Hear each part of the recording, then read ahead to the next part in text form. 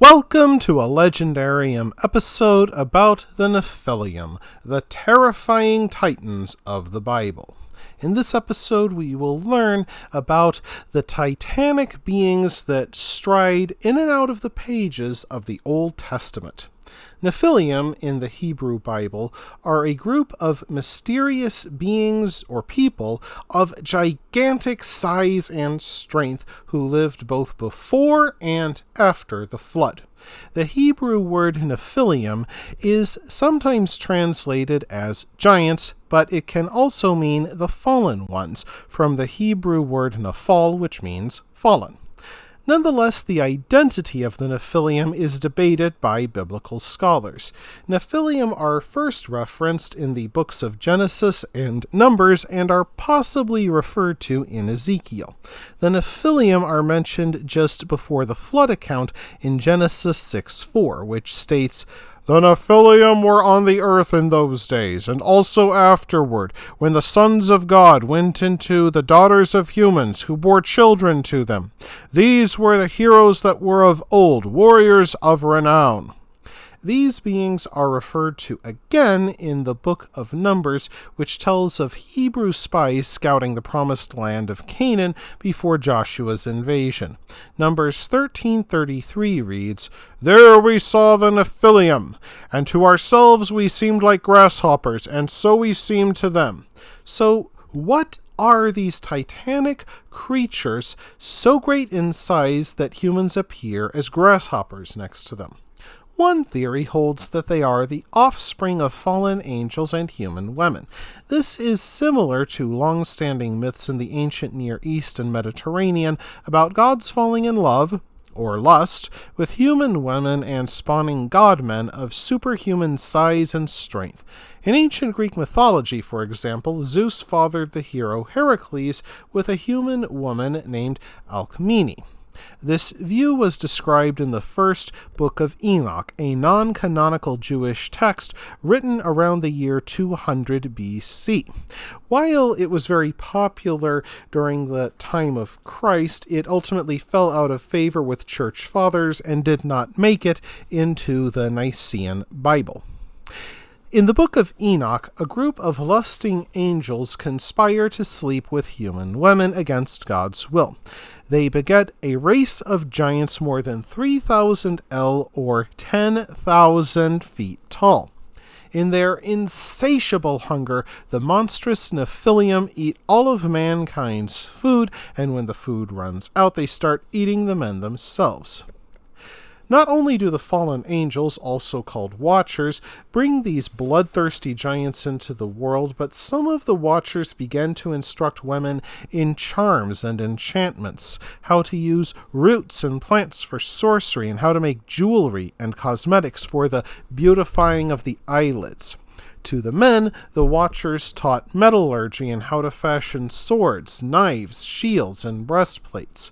The Watchers and the Nephilim spoil God's creation so completely that God had no choice but to send the floodwaters and wipe the slate clean. This explanation seems consistent with the people of great size described in the Numbers passage, and by this account, the gigantism of the Nephilim stems from their supernatural origin. Their fathers were angels.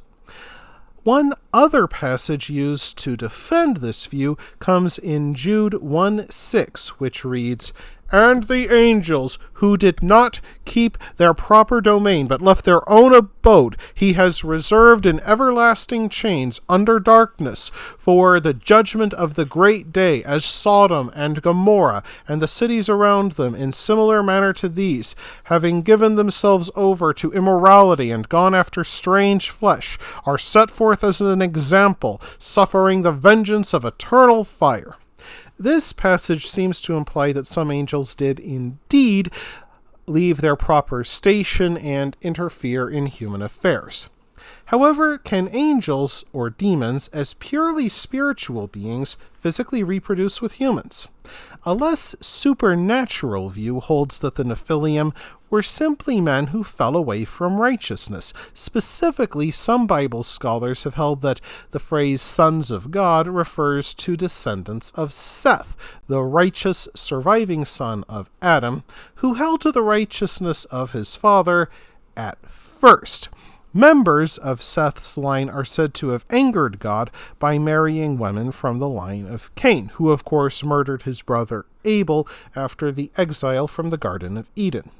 These women then followed other gods and refused devotion to the one God. And if we follow this argument, the Nephilim were simply wicked members of Seth's bloodline who married ungodly women from the bloodline of Cain. With the Nephilim as mere humans, their great size might simply refer to them being especially strong or capable warriors. Nonetheless, enough members of Seth's line remained faithful to God to beget Noah, who of course saved the animals and his family during the flood which washed away the Nephilim and perhaps the Watchers. A third theory describes the Nephilim as human children possessed by fallen angels, not so different from popular films about exorcism. However, there is no direct evidence in the Bible to suggest the Nephilim could possess people and compel them to do wicked deeds. Finally, a fourth theory holds that the Nephilim are simply common men, not necessarily bound to Seth's line, who married unchristian women and thus founded unchristian families. No surprise there. Of course, it is also worth noting that the Nephilim appear both before and after the flood. If God flooded the earth, killing all mankind besides the family of Noah, how do the Nephilim still live? Both theories provide an answer. If the Nephilim were giants and offspring of fallen angels and human women, fallen angels simply continued to reproduce with human women after the flood.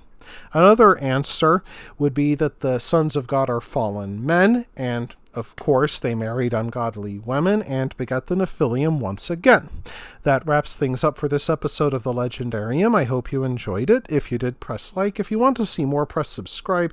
And if you've got anything to say, let me know in the comments section. Thanks again for joining me, and I hope that you have a great rest of the day.